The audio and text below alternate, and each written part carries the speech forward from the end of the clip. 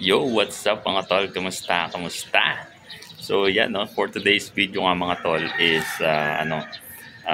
papabakunahan natin ngayon yung ating mga alagang sisiw.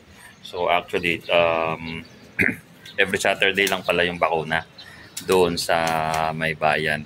So yun yung pupunta natin ngayon mga tol. So ulihin ko muna yung mga sisiw natin.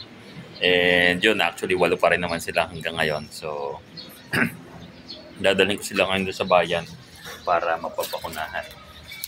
So yan, talagay natin sila dito. So ulihin ko muna mga tol, tapos samahan nyo ako para may pakita ko sa inyo kung saan nagpapabakuna dito sa bayan. So yun, let's go. So yun mga tol, at andito na nga tayo ngayon sa Kaagpas. Pabakunahan to mga tol. So yung mga sisiw, manok, kung ano pa mga tol. So bali dito nga mga tol is yan, maaga pa lang nagsisimula na silang magbakuna. Sabi 6 o'clock pa lang nag-start na hanggang alas 10. So yan, medyo maaga tayo pero still same. Pang 65 pa tayo nung dumating tayo mga tol. So yan, nagparista na nga tayo dito at number 65 tayo. So bali pagkaparista mo, hihintay mo lang tawagin yung pangalan mo dito mga tol para sa bakuna. So ang pinabakuna nga pala natin is B1, B1 plus IB, NCD, tsaka Marix ba yun? Yung ibabakuna dito sa ating mga alagang sisiw. So yan, dito nga mga tulis may pilihan din ng mga patuka, pakain sa aso, pakain sa pusa, yan. So napansin ko lang mga tol, so ang daming may dala ng manok, mga puro panabong. So bali ako lang nga yung may dala ng fancy chicken mga tol.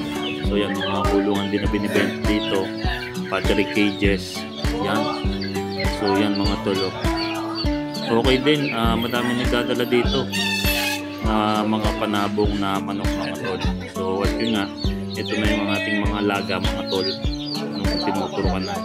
So yan, so bali 3 bakuna yung nilagay dyan mga tol. So medyo nagulat pa nga si kuya nung nakita yung mga video natin, kasi nga akala niya mga panabong lang. So iba to mga tol. So fancy yung magdala natin programa. So yan, so kita nyo naman. Tapos yan, yung mga pasyon ng pagdala may isa pa. So nakakatuwa lang kasi may mga ganito palang papakunahan dito. So hindi mo na kailangan bumili ng bakuna mga tol. So yan mga tol, galing nga tayo sa pabakunahan. So nabakunahan na itong ating mga alagang manok, mga sisiw. So yan, gutom na siguro kanina pa, medyo matagal-tagal din tayo naghintay dun sa sa bakunahan. Pero worth it naman, nabakunahan na naman sila mga tol. So ito, naghihintay na yung inahin. Oops.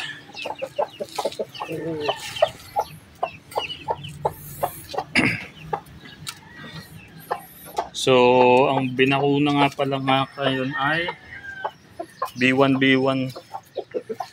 plus IB, NCD ba yun? Yun yung mga binakuna sa kanila ngayon. So ito, papakita ko sa inyo mga tol. Ito. So yan sila ngayon mga tol. Gutom na tong mga to. So papasok ko muna sa kulungan nila para makatuka na itong mga to. Yung